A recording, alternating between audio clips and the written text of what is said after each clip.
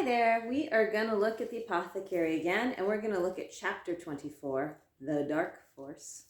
And if you remember, they were spending the night in the garden, and Pip took off because he wanted food. I don't blame him. So, what I want you to think about is what is next. And the reason I kind of left it vague is because there were so many things to think about in this chapter, like the morality of what they're doing. Is it a good idea to try and save the world in this way or not? Should they be making this, having this plant release its energies, if you will, and what will that mean? The decisions that the characters continue to make, what will they lead to? So what's next seemed like the best way to allow you, the reader, to think about whatever grabs you in this chapter. And I hope something grabs you. I must have slept, finally, because I dreamed of being on a boat in the vast sea, among seals and walruses that rose up out of the water and spoke Norwegian. For much of the dream, I was panicked that I didn't have the pharmacopoeia, and when I did have it, its pages were terrifyingly blank. I woke at dawn to a racket of birds and didn't know where I was until I saw Benjamin's face, blinking and frowning close to mine. The early light filtered through the mulberry leaves. I sat up and saw the apothecary and Jinlo waking up too. Jinlo was brushing dirt off her coveralls. Neither of them seemed to notice that I had slept under Benjamin's jacket with him. The apothecary was too distracted, and Jinlo, I was pretty sure, would never notice such a thing. That boy isn't back, the apothecary said. Your friend. He will be, I promised, though I wasn't sure. We emerged cautiously from our little cave of leaves, and there were no police officers waiting to arrest us, no Danby with his sight returned, and no Scar. The apothecary led us across the dew-soaked garden to a leafless tree I hadn't noticed before. His eyes were locked on it as if he were facing a formidable adversary.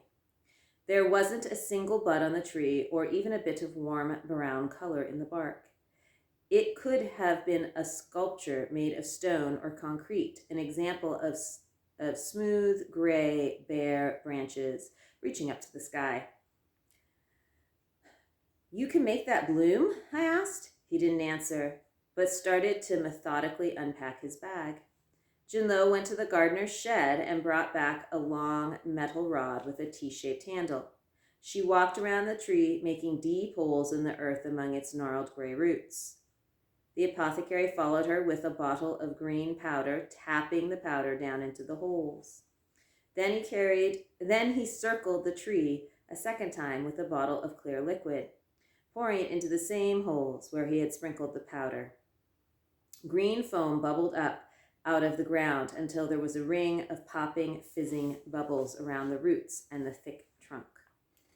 The apothecary walked around a third time with a trowel and covered all of the holes with dirt so that the fizzing and foaming was trapped underground. And then he stood back with us and waited. I remembered a poem we'd read in school. Weave a circle round him thrice and close your eyes with holy dread. But nothing happened. We watched and waited. There's a jivo tree, a voice said behind me. That's a jivo tree, a voice said behind me, and I turned and saw Pip, holding a paper bag. He'd approached without any of us noticing, and he changed out of the rolled-up coveralls into his own clothes and shoes. You're back, I said.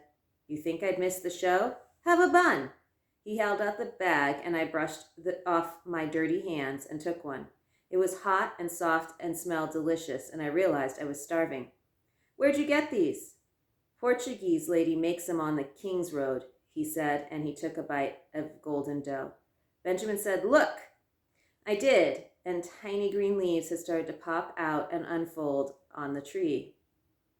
As they unfurled, they grew until they were thick, green, waxy leaves on every branch. Then, while the leaves were still unfolding, tiny white flower buds appeared. Take this, Benjamin's father said, handing him a glass bell.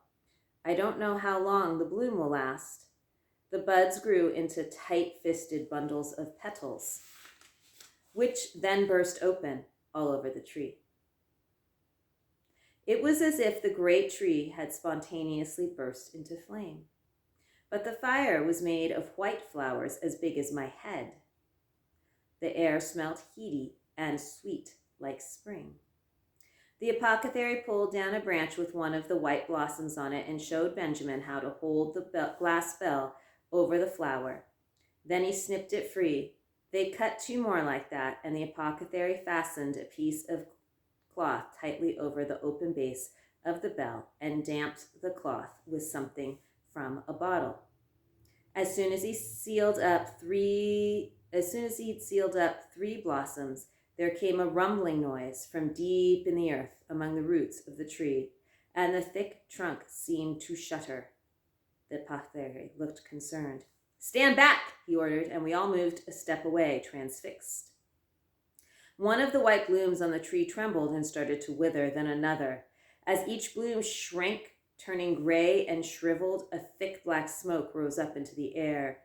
The apothecary rushed forward and snipped one more flower while it was still white and fresh. He quickly dissected it with a pocket knife, squeezing oil from the bulb at its center into a vial.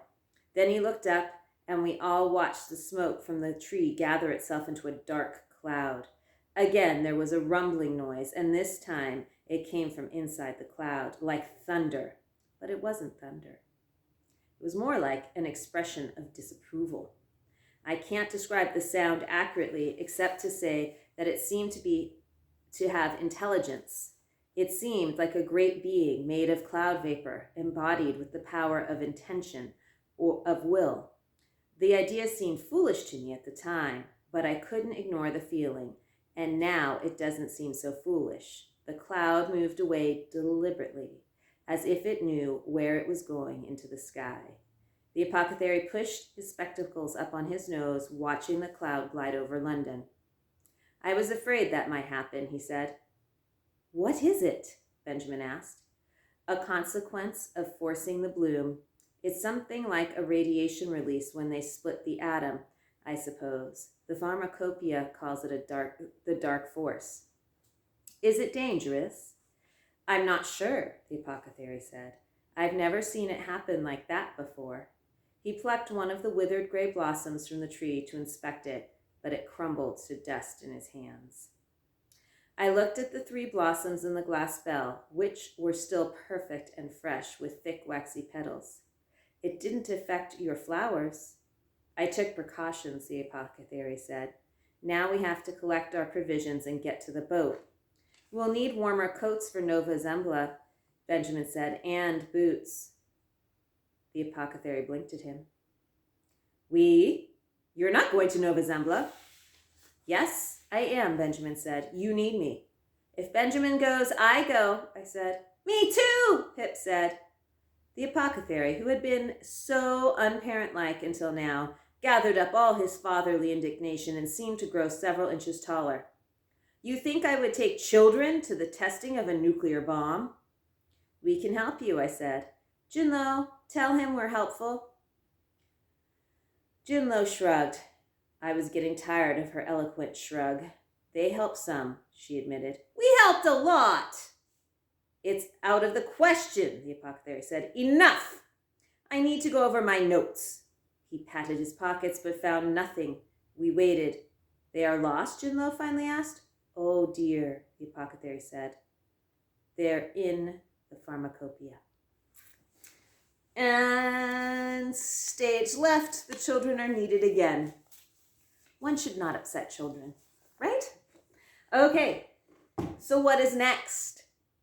Look forward to your ideas. Take care. Remember to read and jot. Bye.